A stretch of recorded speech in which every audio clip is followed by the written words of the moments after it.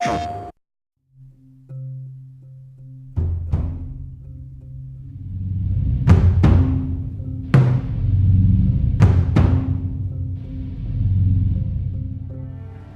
really want to make sure that there's that contrast between the negative space and then the high tension spikes. You need the exploration, you need the scavenging, you need something to say like, okay, I'm setting a certain tone and a patina here so that then we can contrast that with some stark like changes. We need the intensity to strike a different chord. That only works if you have the negative space to play off of. We wanted you to be forced to make some choices in the world that showed how depleted the resources were. You know the drill. Look around, see if there's anything we can use. And we really wanted to give you a reason to go explore this space. It's like, well, you need to look for supplies that will help you survive another day in this world. Throughout the world, the player finds all sorts of different pieces of items, such as rags, alcohol, bits of broken blades, bindings, and you can combine these together in different ways in order to create items that are useful for surviving in this world. Some items in the recipes require the same combinations of things or the same types of resources. So you have to make this choice. Do I want to go offensive with it? Do I want to go defensive with it? I can find a bottle of alcohol and some rags, and I can create a Molotov cocktail from it. That's going to help me take out a couple guys if I use it appropriately.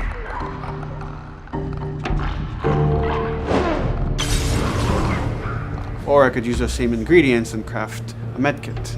And that lets me kind of choose, do I want to play it more defensively and kind of have items that help me heal myself, or much more aggressively, and I'm going to have items that help me kill and destroy in order to then progress and get out of this area.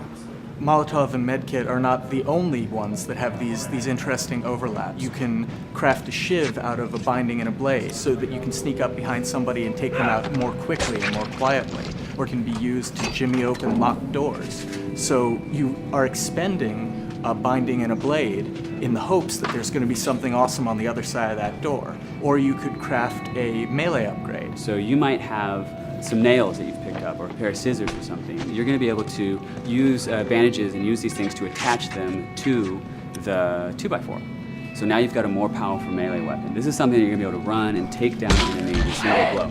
Alternatively, you can use those same type of nails to make a bomb.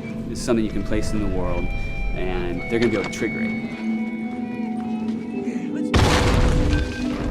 Since resources are limited, you stealth past an encounter, you're not getting the stuff that was encountered. Not just the stuff off the guys that you would have taken down, but also in terms of what's in the environment for you to scavenge.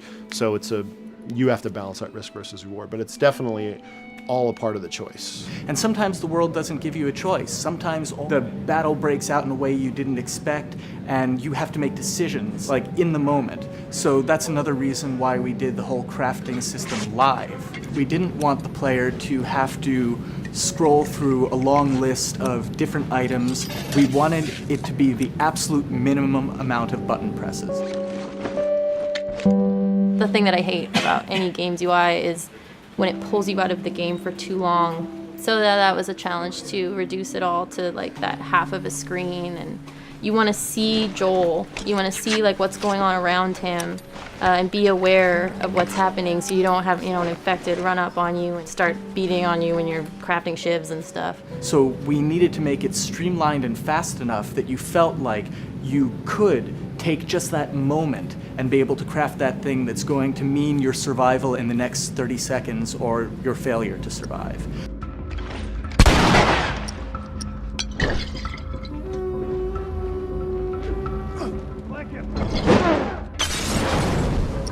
The brutality of the encounters is allowing us to reach into the tone of the survival aspect of the game.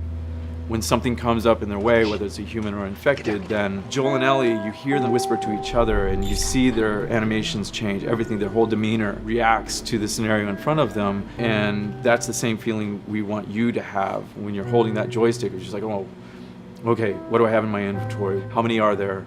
Where are they at? Locate them and try to figure out, okay, what are we gonna do? Joel, there's something over there.